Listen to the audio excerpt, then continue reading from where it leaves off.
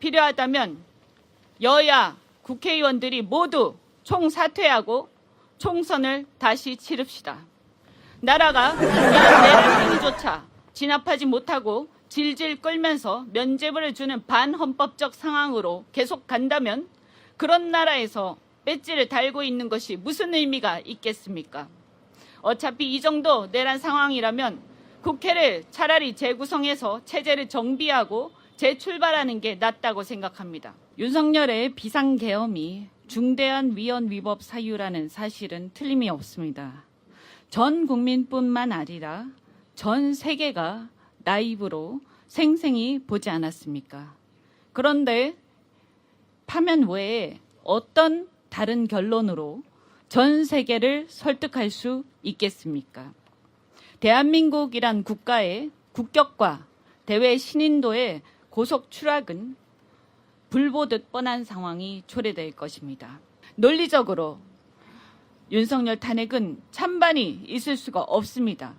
왜냐하면 윤석열을 복귀시키자는 일각의 견해는 군사 독재가 무너진 이래 확립된 우리 헌법의 문민 통치 원칙, 즉 군사 쿠데타 금지의 원칙, 삼권 분립 원칙, 사법부 독립의 원칙과 민주공화국 원칙, 정치 활동가, 언론 집회, 결사의 자유, 의사들의 복귀와 의대생들의 자유로운 직업 활동과 학업의 자유에 대한 침해 등 온갖 헌법 원리 등의 정면으로 반하는 견해에 불과합니다. 따라서 그런 견해 혹여라도 만에 하나라도 헌재 일부가 부화내동하거나 기한 없이 계속 지연해서 정치적 불확실성을 증대시켜 나라를 망가뜨린다면 헌법 수호의 마지막 보루인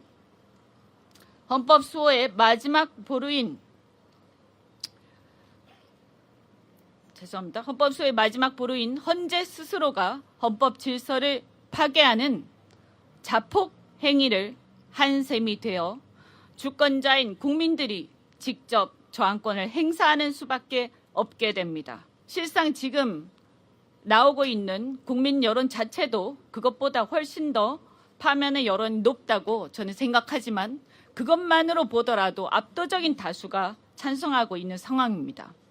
그런데 헌재는 도대체 지금 무엇을 하고 있습니까? 헌법 질서의 마지막 수호자인 주권자 국민입니다. 따라서 헌재가 계속해서 지연하고 혹여라도 그중에 일부가 다른 생각을 한다면 이제는 직접 국민들에게 마지막 의사를 물을 수밖에 없습니다. 필요하다면 여야 국회의원들이 모두 총사퇴하고 총선을 다시 치릅시다. 나라가 이런 내란 행위조차 진압하지 못하고 질질 끌면서 면죄부를 주는 반헌법적 상황으로 계속 간다면 그런 나라에서 배지를 달고 있는 것이 무슨 의미가 있겠습니까? 어차피 이 정도 내란 상황이라면 국회를 차라리 재구성해서 체제를 정비하고 재출발하는 게 낫다고 생각합니다. 이건 보수나 진보의 문제도 진영이나 지역의 문제도 아닙니다. 사법 엘리트 등 일부 엘리트들의 편협한 사고로 그간 쌓아온 우리 역사가 무너지는 걸, 경제가 무너지고 국격이 무너져 국민들이 불이익을 당하는 것을 두고 볼 수는 없습니다. 하지만 그런 우리의 각오를 실현하는 힘조차도 주권자의 국민으로부터 나옵니다. 국민들이 나라의 운명과 역사에 대해 스스로 판단하고 책임지도록 침묵하는 다수의 국민들조차 주권자로서 책임 있는 의사표시를 이제는 하도록 해야 합니다.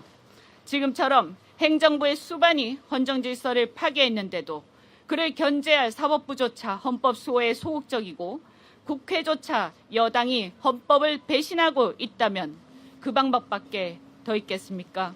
더 늦기 전에 헌재는 조속히 윤석열을 파면하고 대한민국이 새로운 리더십을 세워서 정치적 경제적 활력을 회복할 수 있도록 판단을 해주시기 바랍니다.